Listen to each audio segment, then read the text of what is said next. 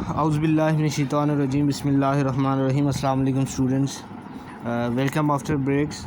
आज हम ऑनवर्ड शुरू करेंगे। चैप्टर नंबर 6 का टॉपिक था सॉल्यूशंस ऑफ लिक्विड। तो लास्ट टाइम कुछ क्लास 10 के बच्चे भी कह रहे थे कि जो लेक्चर का मैक्सिमम पोर्शन है वो इंग्लिश में होता है, तो उसको आप कोशिश करें कि उर्दू में रखें। तो आज इंशाल्लाह कोशिश करेंगे कि जो कुछ हो सकता है उसको उर्दू में भी आपके लिए एक्सप्लेन किया जाए। Students, solution of liquids mean इसका क्या है, आपको पता है कि सोल्यूशन के दो कंपोनेंट्स होते हैं, सोल्यूट और सॉल्वेंट। तो सोल्यूशन ऑफ लिक्विड में आप क्या चीज़ें करते हैं कि लिक्विड आपके पास सॉल्वेंट होगा और जो सोल्यूट हैं वो सॉलिड लिक्विड गैस उसमें से कोई भी हो जाएगा। इसकी डिफरेंट आपके पास एग्जांपल्स आ रही हैं। फॉग है, आपके पास वाटर वेपर है, क्लाउड है, मॉइस्ट है। इसके अलावा जो आपके पास आती है अमलगम है, जो आप मरकरी मेटल है आपके पास, एक्चुअली वो लिक्विड स्टेट में होता है रूम टेम्परेचर पर। तो उसको आप क्या करते हैं, सिल्वर है, अमलगम है, उस डेंटल फिलिंग के लिए आप यूज़ भी करते हैं। ये सारी चीज़ें इसमें हम देखेंगे। फिर इसमें आप एक पढ़ते हैं कि रेक्टिफाइड स्पिरिट जो आपके पास है, fermentation of sugar cane prepared 95% volume by volume of ethyl alcohol is called rectified spirit. अब इसमें 95% जो है ये rectified spirit of ethyl alcohol इसको आप कहते हैं, शुगर कैन प्रोड्यूस। उसमें क्या होता है कि 95% जो होता है आपका बाय वॉल्यूम, 100 सेंटीमीटर क्यूब में से 95 सेंटीमीटर क्यूब जो होता है वो इथाइल अल्कोहल होता है और 5% या 5 सेंटीमीटर क्यूब वाटर होता है। इसी तरह से sugar vinegar is 5% mass by mass aqueous solution of acetic acid होता है। मीन क्या है कि इसमें 95% वाटर है और 5% एसिटिक एसिड है। In this solution solute is a liquid dissolve in another liquid. अब ये जो रेक्टिफाइड स्पिरिट और आपने एसिटिक एसिड या विनेगर को देखा, ये दोनों क्या हैं, आपकी एग्जांपल आ रही हैं लिक्विड हीट सोल्यूशन का। यहाँ पे सॉल्वेंट है और लिक्विड हीट सोल्यूट है। उसके बाद सॉलिड की बात करते हैं तो इसका बेस्ट आपके पास आ रहा है अमलगम को आप देखें। Metal mercury is the only metal that is a liquid at room temperature. It dissolve a number of metal to give solution called as amalgam.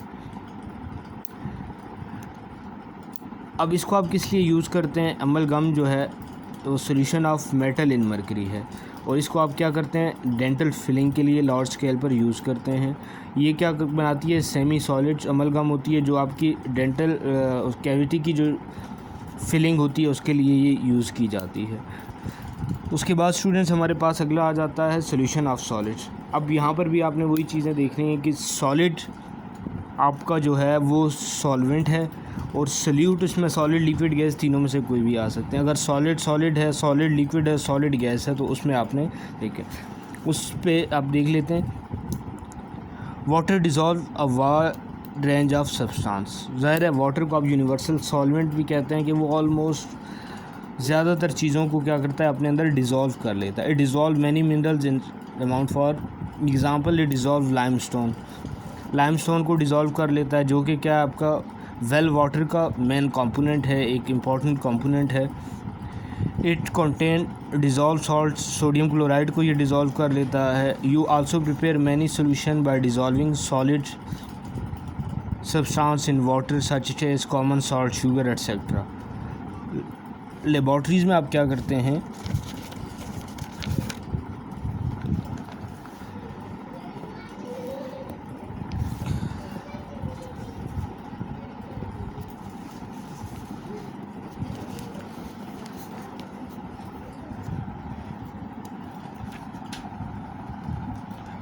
Laboratories prepared by dissolving solid substance in water. 0.5% solution जो होता है ये dehydration के लिए इंटरवेनियस solution कहते हैं। अगर किसी बंदे को डिहाइड्रेशन हो जाती है तो उसको आप ये देते हैं।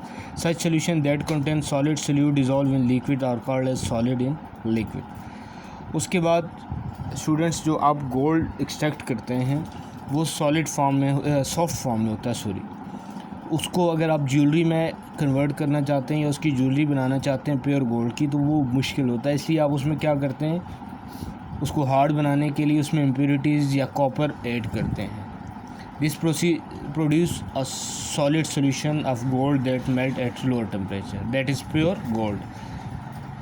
फिर उसके बाद उसको क्या होता है, आसानी से आप उसकी हैमरिंग कर सकते हैं, उसकी कॉस्टिंग कर सकते हैं और उसको कमर्शियल स्केल पर यूज़ कर सकते हैं। Mostly commercial metals are example of solid solution of various metal call as alloy. Alloy इनको कहते हैं। एग्जांपल है brass is an alloy of copper and zinc. Steel जो है आपके पास iron containing small amount of carbon and silicon. और इसके अलावा many naturally occurring gemstones, ruby, opal हैं, ये सारे क्या हैं, और सॉलिड सोल्यूट डिज़ोल्व सॉलिड। ये सॉलिड की एग्जांपल आपके पास रूबी, ओपल वगैरह आ जाते हैं। उसके बाद स्टूडेंट्स ये टेबल है आपके पास, लेकिन इसको ये वेरी इंपॉर्टेंट है। अब इसको आपने स्टडी इस तरह से करना है कि अगर पहले आपके पास क्या है, सॉल्वेंट को आपने देखना है। सॉल्वेंट गैस है, सॉल्वेंट गैस है और सॉल्वेंट गैस है। ये गैस के 3 सॉल्यूशन ये मैं आपको बता देता हूँ।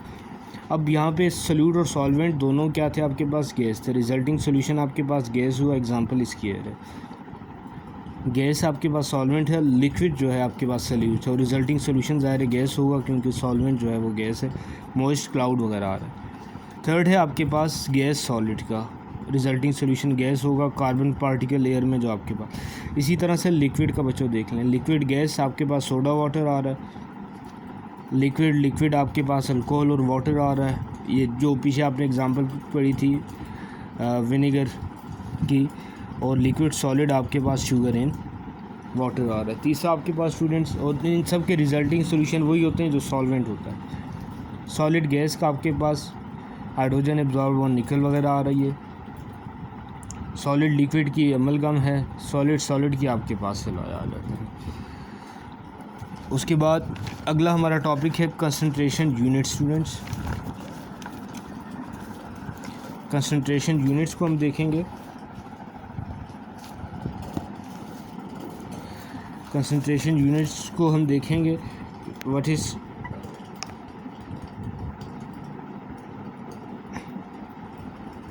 concentration units, the quantity of solute present in a given amount of solvent or solution is called as concentration of solution। किसी भी सॉल्यूशन के अंदर या सॉल्वेंट की जो गिवन अमाउंट है उसके अंदर सॉल्यूट की जो क्वांटिटी कितनी है वो उसकी कंसंट्रेशन कहलाती है।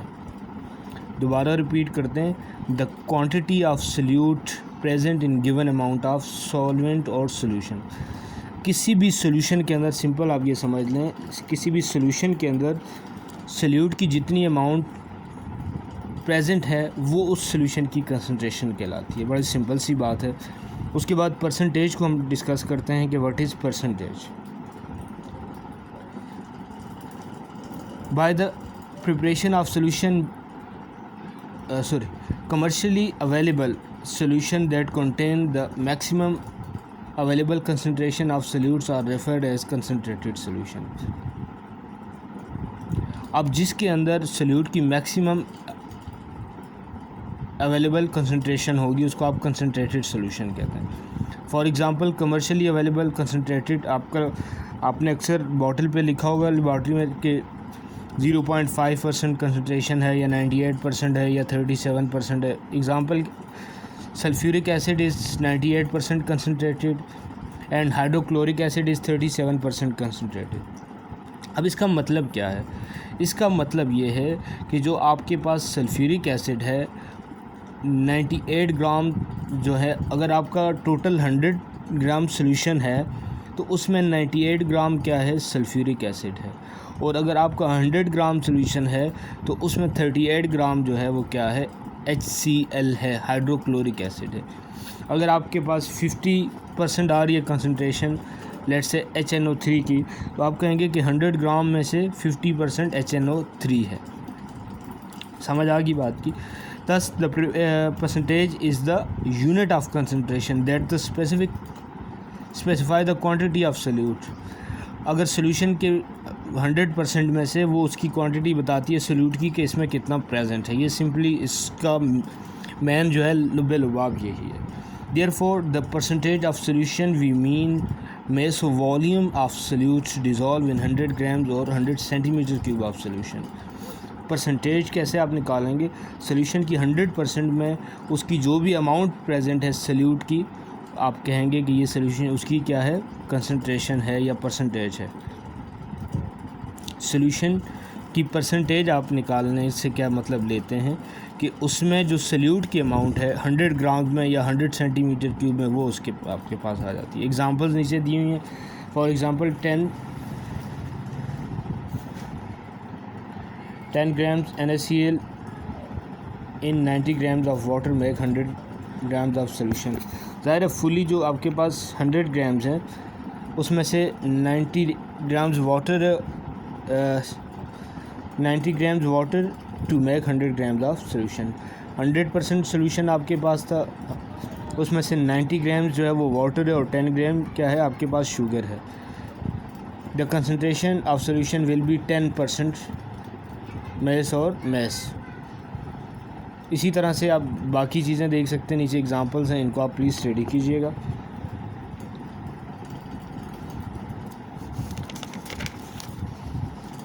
उसके बाद स्टूडेंट्स एक और टॉपिक हमारा मोलैरिटी।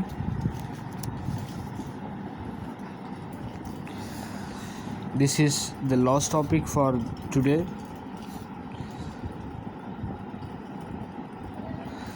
मोलैरिटी क्या होती है? The number of moles of solute dissolve per decimetre cube of solution. किसी भी सोल्यूशन के डेसीमीटर क्यूब में जितने भी सल्यूट डिज़ोल्व हुआ होता है उसको आप क्या कहते हैं? Molarity. Molarity is the number of moles of solute dissolve per decimetre cube of solution. Formula है molarity is equals to mass of solute divided by decimetre cube of solution. अब इसको कैसे आप बेटर अंडरस्टैंड कर सकते हैं?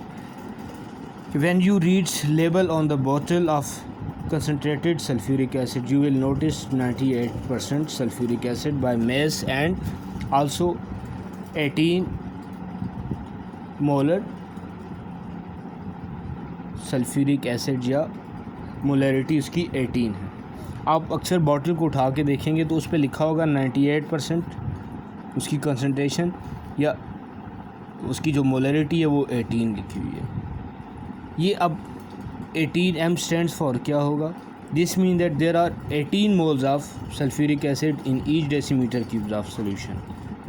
इसी तरह से अगर आपके पास HCl के लिए 37% और 12.1 मोलैरिटी इसकी लिखी हुई है तो इसका क्या मतलब है कि 12.1 मोल्स ऑफ हाइड्रोक्लोरिक एसिड हैं उस सोल्यूशन के हर डेसीमीटर क्यूब में।